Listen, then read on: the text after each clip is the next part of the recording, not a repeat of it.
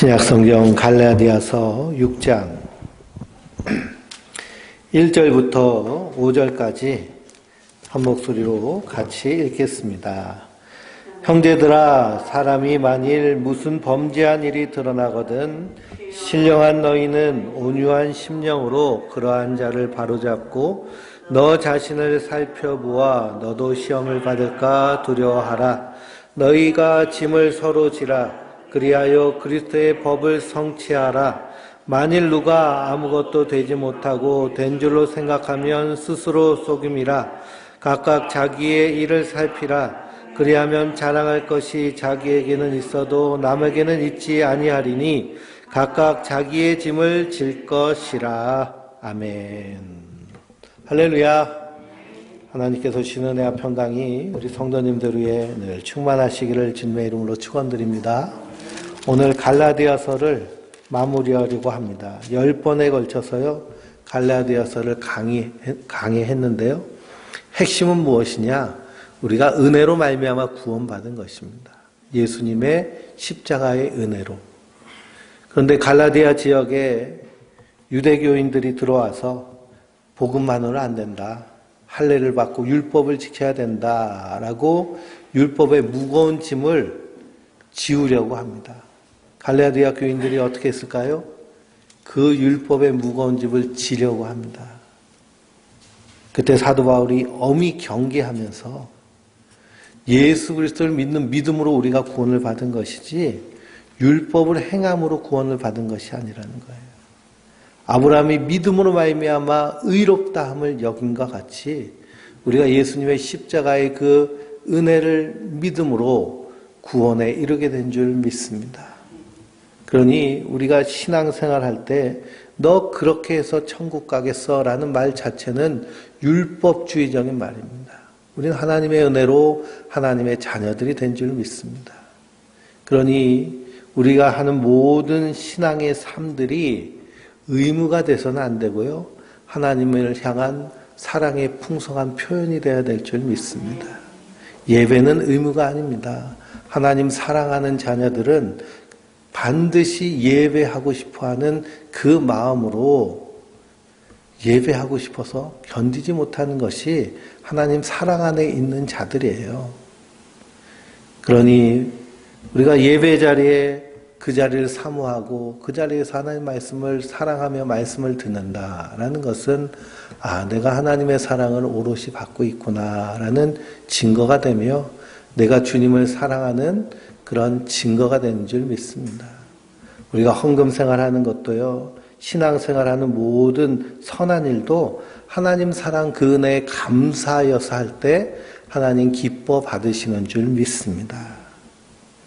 그래서 성도는 이 땅에서 성령을 따라 행하는 자들인 줄 믿습니다. 성령을 따라 행하라. 그리하면 육체의 욕심을 이루지 아니하리라 라고 그랬습니다. 예수 그리스도의 보배로운 피로 구원받은 성도는 이 땅에서 결단하며 사는 거예요. 누구를 따라 사는 것일까요? 성령을 따라 사는 거예요. 성령을 따라 사는 것은 말씀을 따라 사는 겁니다. 성령 충만은 말씀 충만. 성령의 인도함을 받는 것은 말씀의 인도함을 받는 거예요. 예수님 분명히 말씀하셨습니다. 그 열매를 보고 그 나무를 아느니라. 그러니 나는 그리스도인입니다 라고 하면서 성령을 따라 말씀을 따라 말씀에 순종하며 말씀에 붙잡혀서 살지 않는다면 그 사람 육체를 따라 산다면 그 사람은 그리스도인이 아니라는 거예요. 예수님 분명히 말씀하십니다. 주여 주여 하는 자마다 하나님 나라에 이루는 것이 아니라 아버지의 뜻대로 행하는 자들.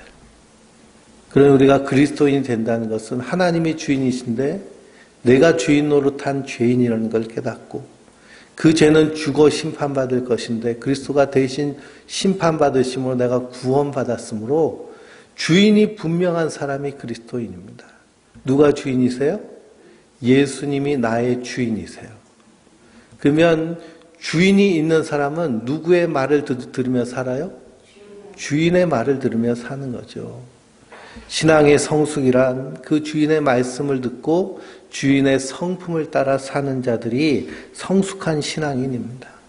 그래서 나는 없고 내 안에서 예수님이 나타나는 거예요. 이것이 우리 안에서 영적인 전쟁, 전투로 나타납니다.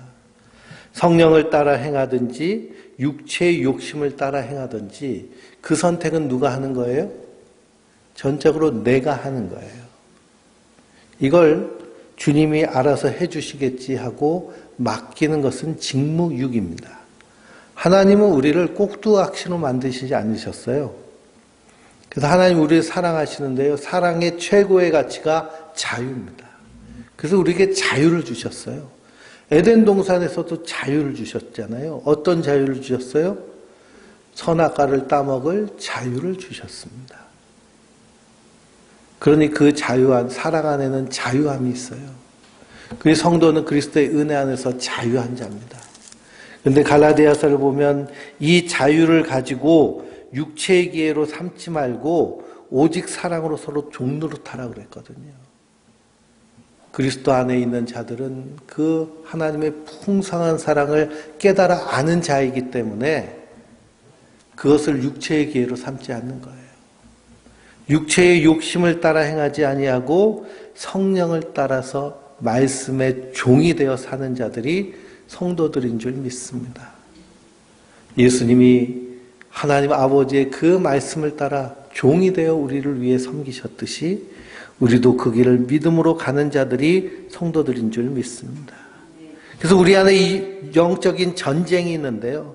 성도는 무엇을 선택해서 성령의 일을 선택해서 성령의 열매가 우리 안에 풍성하게 맺혀지도록 결단하며 믿음으로 사는 자들인 줄 믿습니다. 육체의 일은 분명하다고 그랬죠. 음행과 더러운 것과 호색과 우상숭배와 주술과 원수 맺는 것과 분쟁과 시기와 분냄과 당짓는 것과 분열함과 이단과 투기와 술취함과 방탕함과 또 그와 같은 것들이라 그랬습니다. 이런 일을 하는 자는 무엇을 유업으로 받지 못해요? 하나님 나라를 유업으로 받지 못할 것이요 그랬습니다.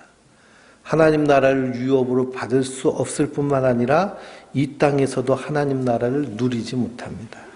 그러나 오직 성령의 열매는 사랑과 희락과 화평과 오래 참음과 자비와 양선과 충성과 온유와 절제니 이 같은 것을 금지할 법이 없느니라 그랬습니다. 그러니 우리가 성령을 따라 행하는 것이 말씀을 따라 행하는 거예요. 말씀이 내 마음, 내 심령 가운데 역사하셔서 그 말씀에 따라 살 때 우리 안에서 자연스럽게 맺히는 열매들이 사랑과 희락과 화평과 인내와 자비와 양성과 충성과 온유와 절제, 이것을 금지할 수 없을 정도로 자연스럽게 맺혀집니다. 그래서 우리는 날마다 무엇을 선택하며 사는 자들일까요? 하나님의 말씀을 선택해야 될 줄 믿습니다. 그러려면 말씀을 선택하며 살려면 뭘 잘 알아야 돼요? 말씀을 잘 알아야 돼요. 말씀을 읽고 듣고 쓰고 암송하고 묵상해야 됩니다. 그러지 않고 성령의 인도함을 받는다? 그것은 말이 안 되는 거죠. 하나님 말씀 가운데서 우리가 그 말씀의 인도함을 받는 것이 성령을 따라 행하는 것인 줄 믿습니다. 그래서 날마다 이 성령으로 충만하게 사는 것이 성도의 삶이고요. 오늘 말씀해 보니까 형제들아 사람이 만일 무슨 범죄한 일이 드러나거든 그랬습니다. 그러니 복음을 받아들여서 성령을 따라 행하다도 우리가 어떻게 할 수 있어요? 넘어질 수 있다는 겁니다. 그래서 육체를 따라 행할 수도 있다는 거예요. 왜 그러냐? 우리는 연약하기 때문에. 우리는 육체를 아직 입고 있기 때문에요. 죄성과 연약성이 여전히 있습니다. 뿐만 아니라 악한 사단마귀가 우리의 정욕을 가지고 세상을 가지고 우리를 미혹하기도 하고 위협하기도 하기 때문에 언제든지 넘어질 수 있어요. 그래서 사도 바울은 선줄로 생각하는 자는 뭐 할까 조심하라? 넘어질까 조심하라 라고 말씀하고 있잖아요. 그러니 범죄한 일이 나타날 수 있습니다. 육체의 일이 나타날 수 있어요. 음행이나 더러운 것, 호색, 우상숭배 같은 것들이 나타날 수 있습니다. 믿는 사람 안에서도. 왜 그러냐? 우린 여전히 깨진 세상 가운데 살고 있기 때문에 그렇습니다. 그렇다면 너희는 어떻게 행동하라는 거예요? 신령한 너희는 온유한 심령으로 그러한 자를 바로잡아라 라고 말합니다. 어떻게 바로잡을 수 있을까요? 하나님의 말씀으로 권면하는 겁니다.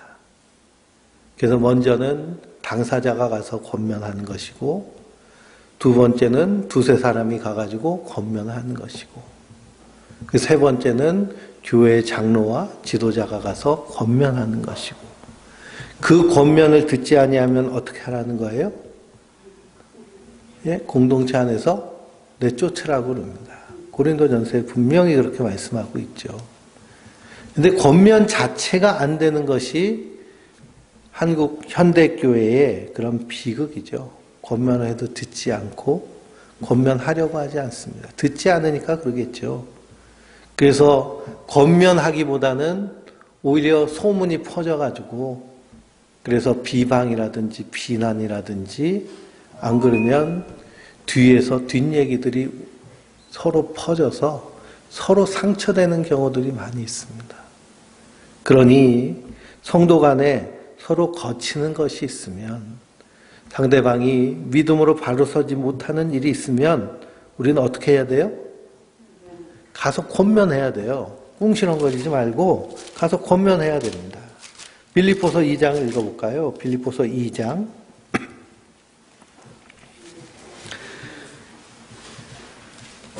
빌립보서 2장 1절입니다. 그러므로 그리스도 안에 무슨 권면이나 사랑의 무슨 위로나 성령의 무슨 교대나 궁율이나 자비가 있거든 그랬습니다. 그러니 그리스도 안에 있는 공동체에는 반드시 뭐가 있어야 돼요? 권면이 있어야 되고요. 위로가 있어야 되고 교제와 궁율과 자비가 있어야 됩니다. 이게 하나님 나라 공동체인 하나님 나라의 모형인 교회예요. 그래서 1장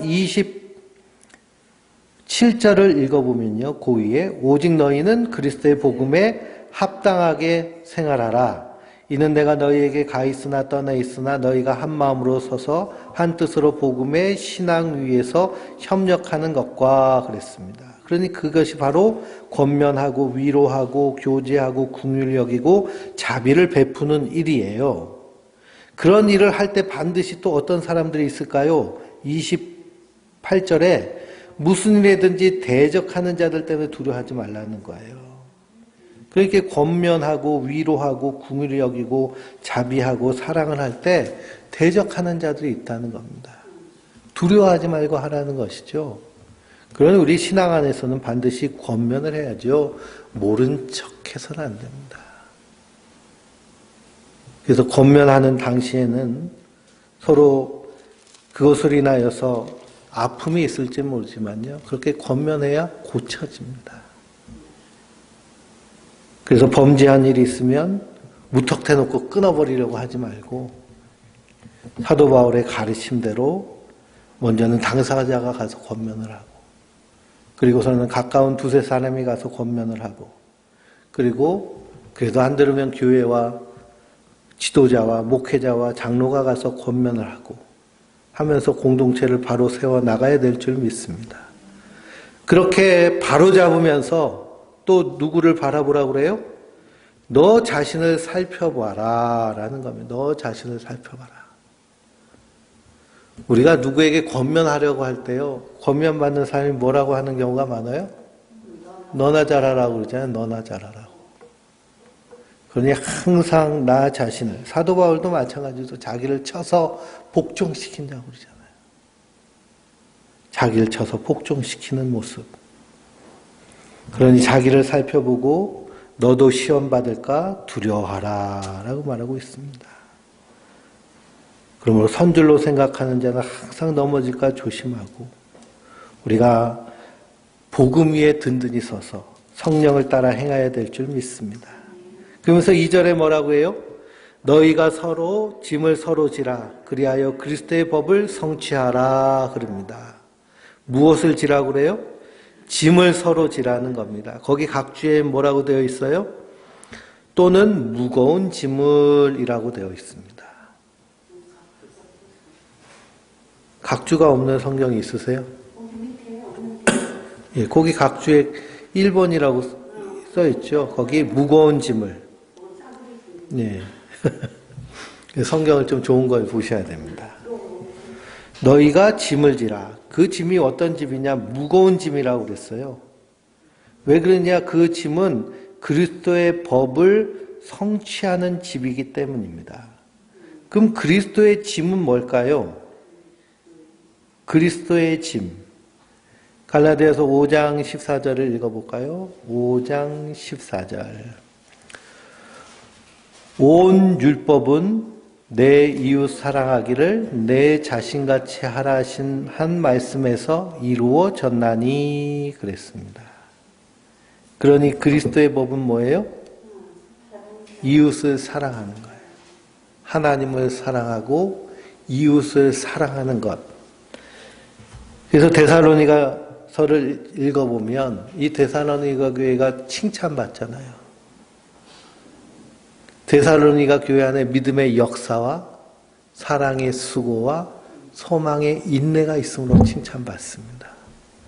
그러니까 우리가 믿으면 우리 안에서 무슨 일이 일어날까요? 역사가 일어나요. 믿음의 역사가. 사랑에는 반드시 뭐가 필요해요? 수고가 필요하고요. 헌신이 필요합니다. 입으로 사랑하는 건 사랑이 아니잖아요. 말로 사랑할 뿐만 아니라 행동으로 사랑하는 것. 그래서 예수님은 우리를 사랑하시기를 저 하늘 보좌를 버리시고 이 땅에서 십자가에 달려 죽기까지 사랑하셨잖아요. 그런데 우리가 서로 사랑하는 일에는 그것이 무거운 짐이라는 거예요. 이걸 혼자 질 수 있을까요? 없을까요? 없습니다. 그 교회는 함께 짐을 짐으로 말미암아 그리스도의 법을 성취해 가는 자들인 줄 믿습니다. 그런데 3절에 뭐라고 그래요? 만일 누가 아무것도 되지 못하고 된 줄로 생각하면 스스로 속임이라 그랬습니다. 짐도 지지 않으면서 자기가 그리스도인이 된 것으로 생각하면 스스로 속인다는 거예요. 스스로 속인다라는 것은 어떤 자가 있다는 거냐 하면 속이는 자가 있다는 거예요. 마귀는 우리를 속입니다. 그래서 믿음 안에 서지 못하게 하고 믿음인 것처럼 혼동시켜서 그래서 불신앙에 거하게 만들어요. 근데 하나님의 사랑을 받은 자는 반드시 그 사랑으로 행하게 되어 있습니다. 그래서 야고보서에는 뭐 없는 믿음은 죽은 믿음이라고까지 얘기해요. 행함이 없는 믿음은 죽은 믿음이라고 말합니다. 내가 예수 믿습니다. 하나님 사랑을 믿습니다. 그리스도가 나를 위해 십자가에 달려 죽으셨습니다. 그러면서 그 사랑에 대한 반응이 없으면 그것은 스스로 속이는 겁니다. 그러니 아무것도 하지 않으면서 된 줄로 생각하면 스스로 속임입니다. 그리스도인이 되면 반드시 무슨 일이 일어나느냐? 섬기는 일이 일어나고요. 사랑하는 일이 일어납니다. 그러니 우리가 사랑하는 일에는요, 그것은 아주 무거운 짐이고 수고가 필요합니다. 그럼에도 불구하고 우리가 그리스도의 사랑을 받았기 때문에 어떤 자로 사는 거예요? 사랑하는 자로 사는 거예요. 내 주를 가까이 함은 십자가 짐 같은 고생이다. 사랑의 두 가지 원칙에 대해서 말씀해 드렸죠. 사랑은 함께하는 게 사랑이에요. 사랑은 공감하는 게 사랑이에요. 우리는 뭔가 물질을 베풀어 가지고 저 사람 좀 배불리 먹여주고 돌봐주고 하는 것을 사랑의 우선순위라고 얘기하는데 그건 긍휼의 한 방법이지 사랑한다라고 할 때는 함께하는 게 사랑이에요.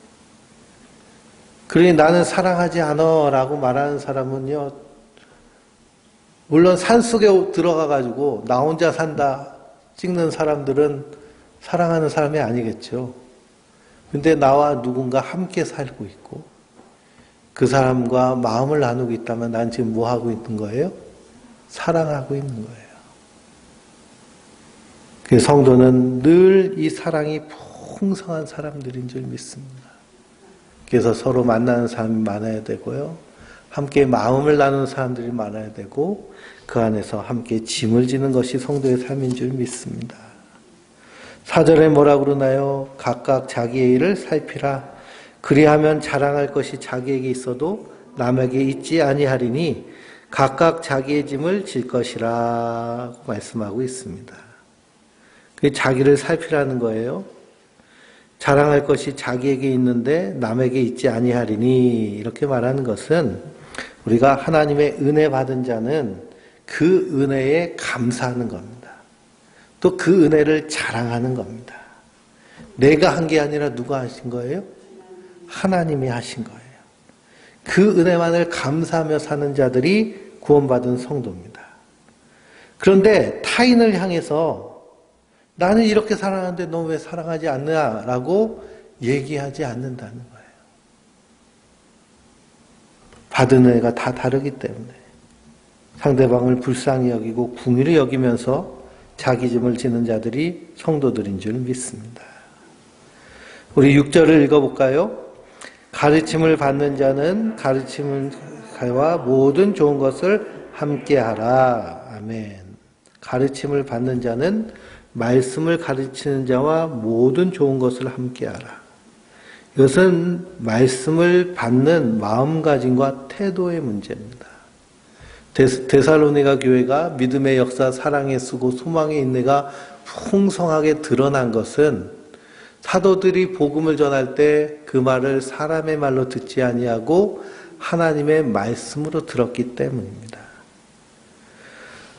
강단에서 목회자가 말씀을 가르치는데 그 말씀이 성경에 정확하게 근거하여 있고 바르게 그리스도의 십자가의 복음을 가르친다면 그 말씀과 그 권위에 복종해야 됩니다.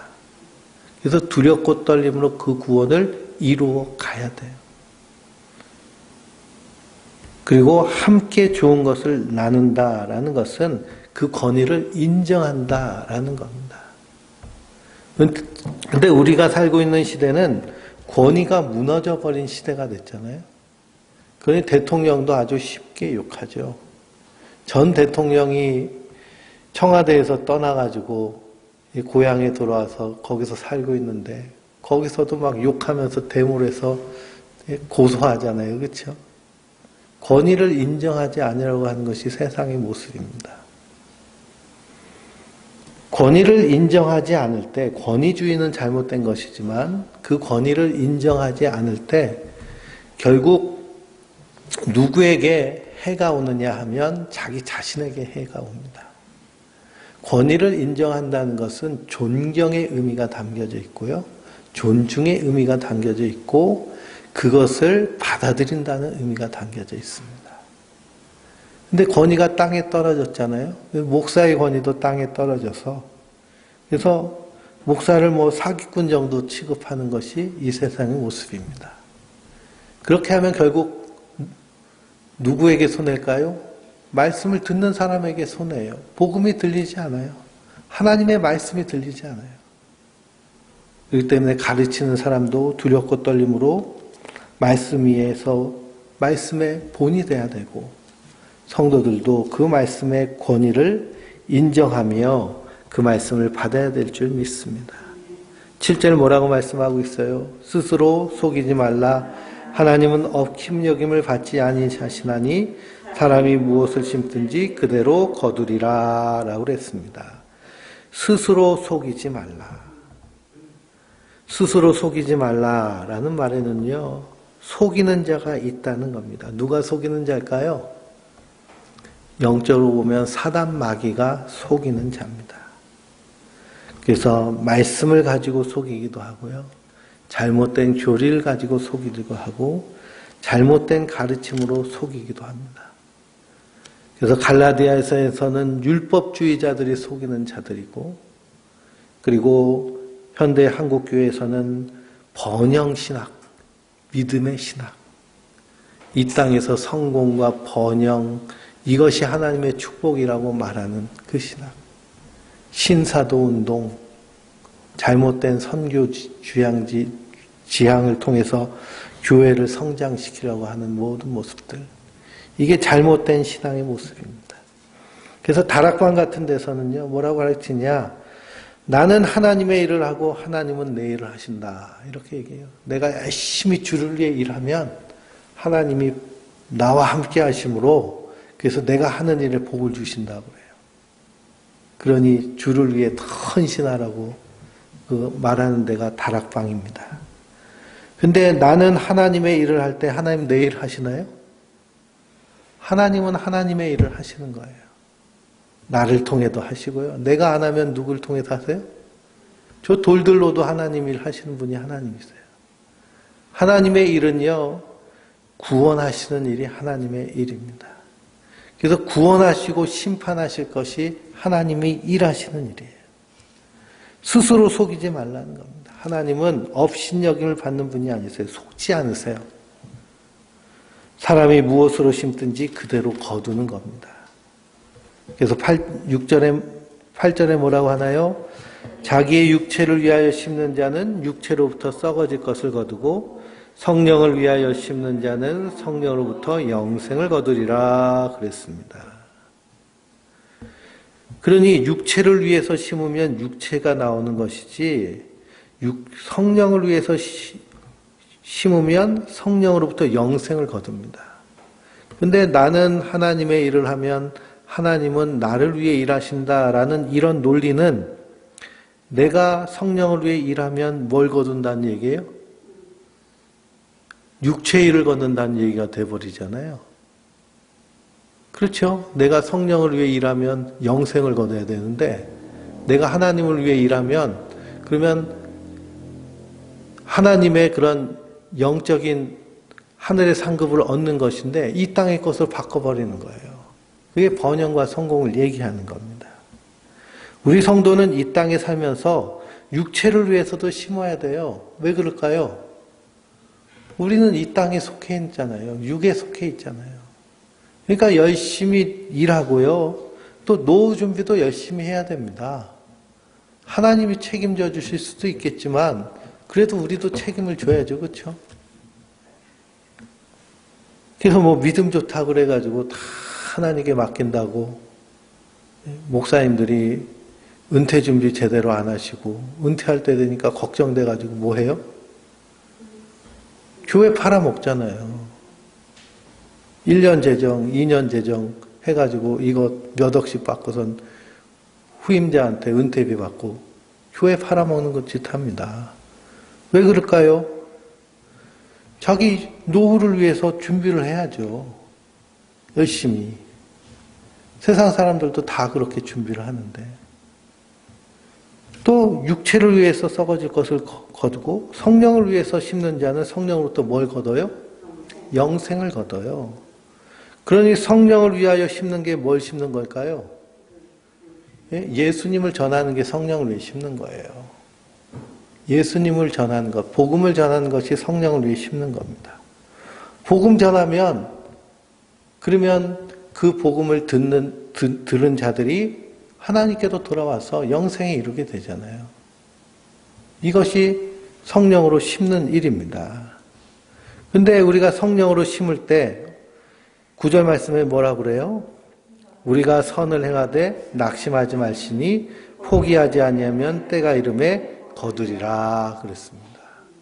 이걸 복음을 전할 때 복음 전하는 것이 하나님 보시기에 선을 행하는 것입니다. 이것이 생명이기 때문에 복음 전할 때 다 듣지 않잖아요. 오히려 더 복음을 조롱하고 비방하고 그리고 대적하는 사람들이 더 많습니다. 사도 바울도 1차 전도여행 갔을 때요. 빌립보에서 복음 전하다가 귀신 들린 아이 내쫓히고 그리고선 감옥에 들어가잖아요.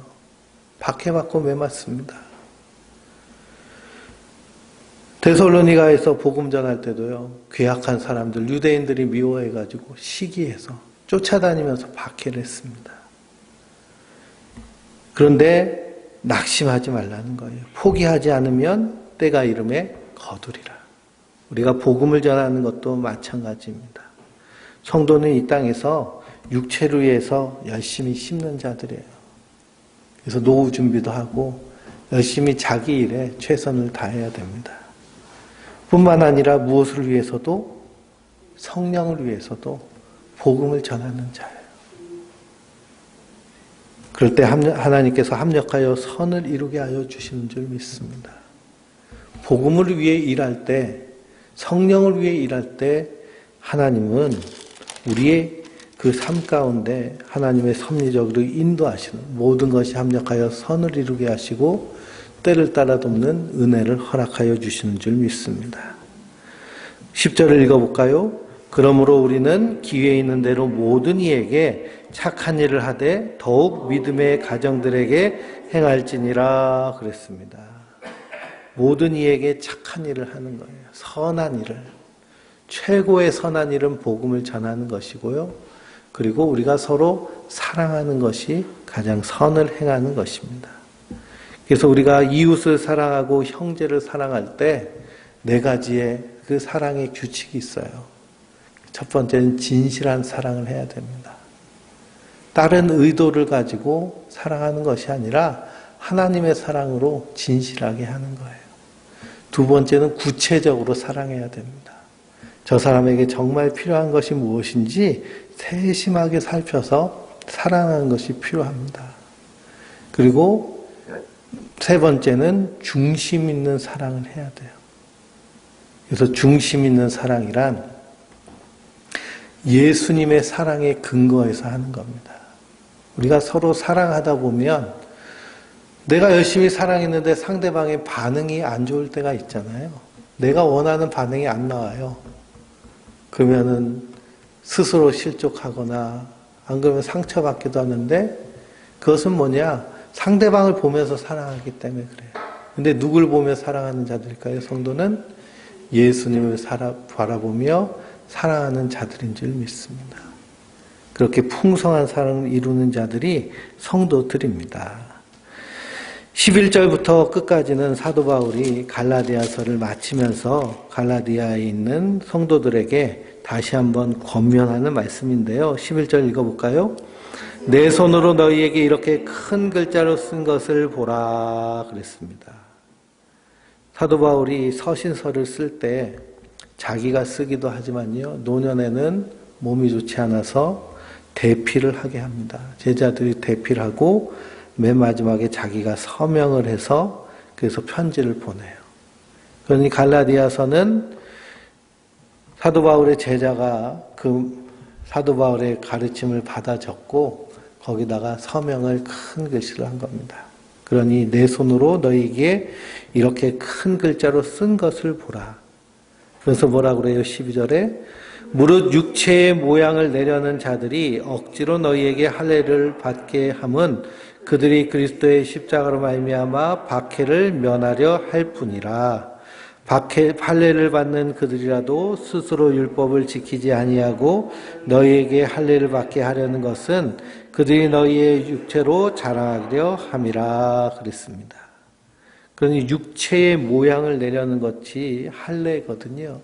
육체의 모양을 내서 자기가 택한 백성인 것처럼 드러내려고 하는. 그래서 유대교인들에게 미움받지 않고 그러면서 박해를 면하려고 하는데 육체를 자랑하는 것으로는 하나님 앞에 의롭다함을 받을 수 없다는 겁니다. 오직 예수님의 십자가의 은혜로 우리가 구원받습니다. 그래서 14절에 뭐라고 그래요? 그러나 내게는 우리 주 예수 그리스도의 십자가 외에는 결코 자랑할 것이 없으니 그리스도로 말미암아 세상이 나를 대하여 십자가에 못 박히고 내가 또한 세상에 대하여 그러하니라 그랬습니다. 사도 바울의 고백과 같이 예수 그리스도, 우리 주 예수 그리스도의 십자가 외에는 자랑할 것이 없는 것이 성도들입니다. 그래서 누가 자식 자랑하고 돈 자랑하고 남편 자랑하고 자기 사는 집 자랑하고 그러면 성도는 누굴 자랑하는 자들이에요? 예수님 자랑하는 자들이에요.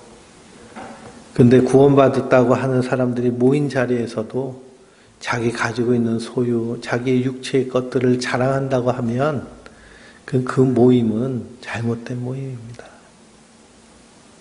그래서 성도는 날마다 복음만 자랑하는 자들이 되어야 될 줄 믿습니다.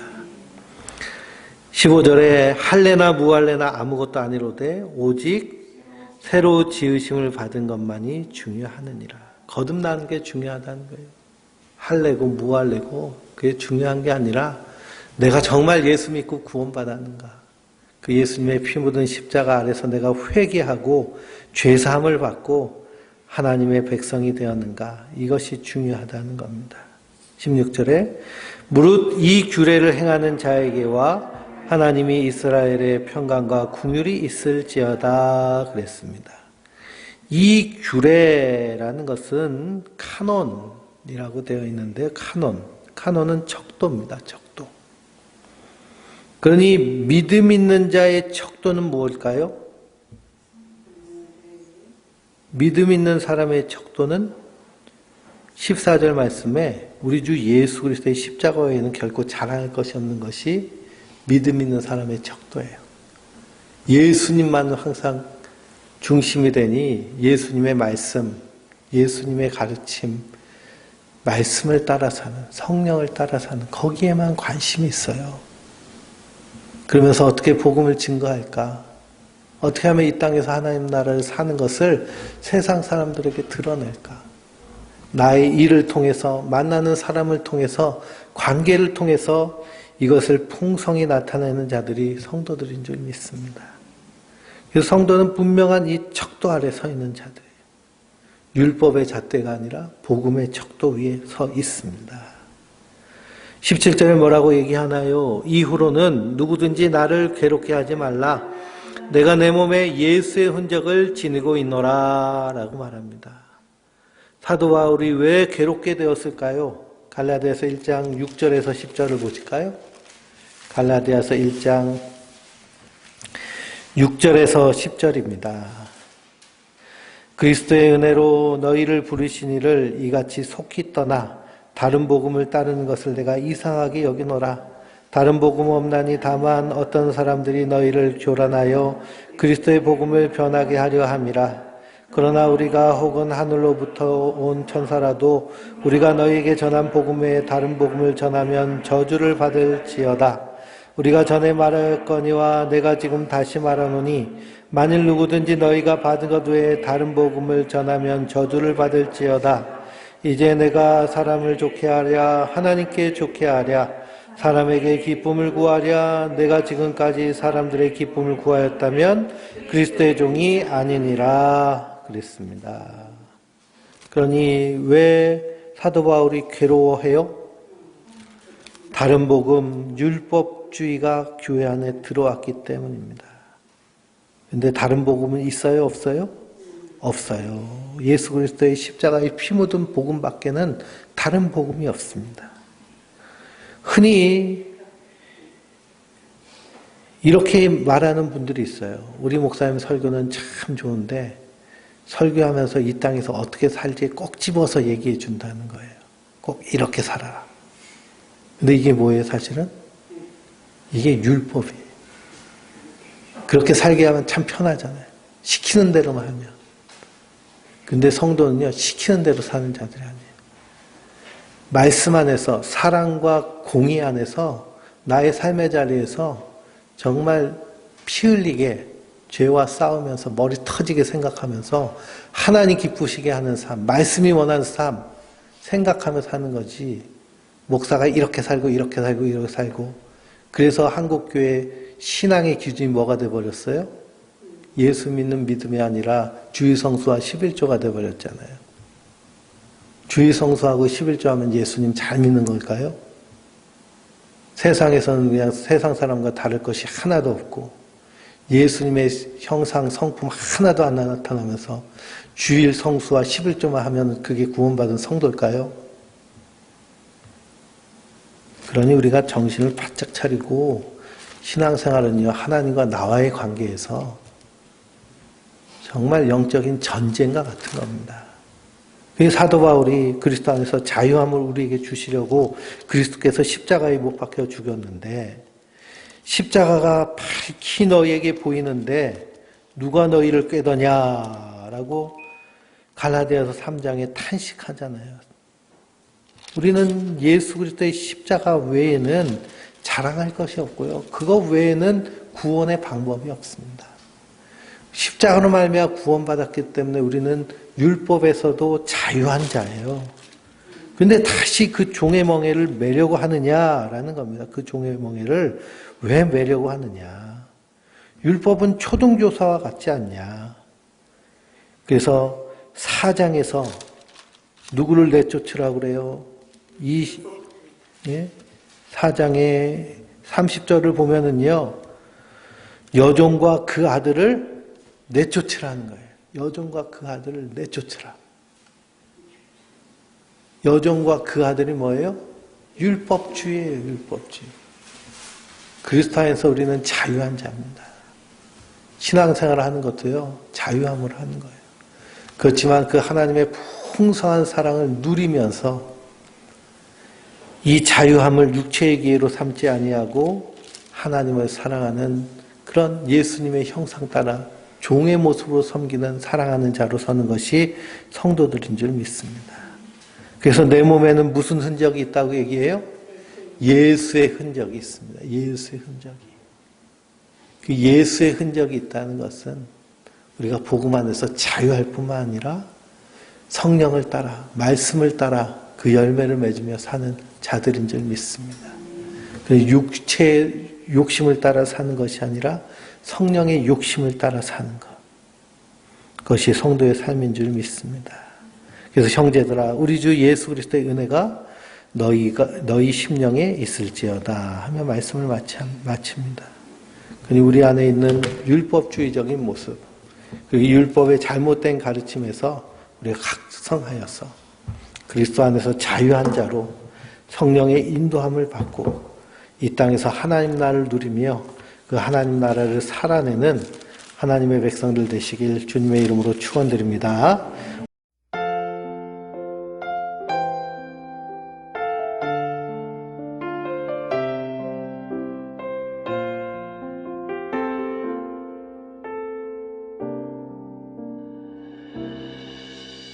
주 나의 모습 보네 상한 나의 맘 보시네 주 나의 눈물 안에 홀로 울던 맘 아시네 주 나의 모습 보네 상한 나의 맘 보시네 주 나의 눈물 안에 홀로 울던 맘 아시네 세상 소망 다 사라져가도 주의 사랑은 끝이 없으니 살아가는 이 모든 순간이 주 은혜임을 나는 믿네